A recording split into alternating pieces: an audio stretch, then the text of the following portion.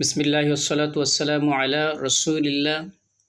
আজকে তারাবিতে তেলাওয়াত করা হবে সূরা তাওবা ৯ নম্বর সূরা, ১০ নম্বর সূরা, সূরা ইউনুস এবং ১১ নম্বর সূরা হুদ থেকে কিছু অংশ তেলাওয়াত করা হবে। এখানে আদেশ সংক্রান্ত যে সকল বিষয় রয়েছে, মুনাফিকদেরকে উপেক্ষা করা, তাকওয়া অবলম্বন করা, সত্যবাদীদের সঙ্গে থাকা, জিহাদ এবং কাফেরদের প্রতি কঠোরতা অবলম্বন করা, মানুষকে সতর্ক করা, মুমিনদেরকে সুসংবাদ প্রদান করা, একমাত্র আল্লাহর ইবাদত করা, ওহীর অনুসরণ করা, ধৈর্য ধারণ করা, আল্লাহর কাছে ক্ষমা প্রার্থনা ও তওবা করা। নিষেধ সংক্রান্ত যে সকল বিধান আজকে তেলাওয়াত করা হবে: সত্য সম্পর্কে অজ্ঞদেরকে অনুসরণ না করা, সত্য সম্পর্কে অজ্ঞদের অনুসরণ না করা, সন্দেহকারীদের অন্তর্ভুক্ত না হওয়া, আল্লাহর আয়াত অস্বীকারীদের অন্তর্ভুক্ত না হওয়া, মুশরিকদের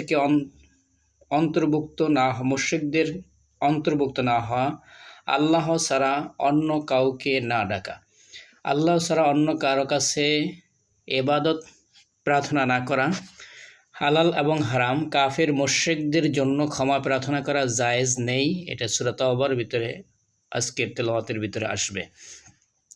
যাদেরকে আল্লাহ তাআলা পছন্দ করেন, আল্লাহর উত্তম রূপে পবিত্রতা অর্জনকারীকে পছন্দ করেন। সুসংবাদ প্রাপ্ত ঈমানদারদের ৯টি গুণ আজকের তেলাওয়াতে থাকবে। সেটা হচ্ছে তওবাকারী, ইবাদতকারী, আল্লাহর প্রশংসাকারী, সিয়াম পালনকারী, রুকুকারী, সিজদাকারী, সৎ কাজের আদেশকারী, মন্দ কাজে নিষেধকারী, আল্লাহ নির্ধারিত সীমারেখা সংরক্ষণকারী। ফজিলত ৯ নম্বর সূরার ১২৯ নম্বর আয়াত, হাসবি আল্লাহ লা ইলাহা ইল্লাহু আলাইহি তাওয়াক্কালতু ওয়া হুয়া রাব্বুল আরশিল আযীম। আল্লাহই আমার জন্য যথেষ্ট, তিনি ব্যতীত আর কোনো ইলাহ নেই, আমি তার উপর ভরসা করি, তিনি মহান আরশের অধিপতি।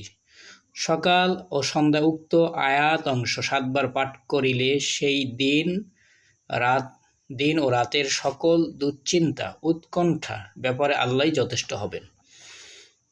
আজকের সূরার ভিতরে যে সকল শিক্ষা থাকবে: যুগে যুগে অনেক জালিম ও কাফেরদের হঠকারিতার কারণে ধ্বংস করে দেওয়া হয়েছে।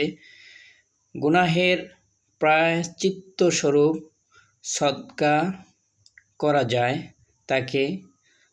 এটা তাবুক যুদ্ধের কতিপয়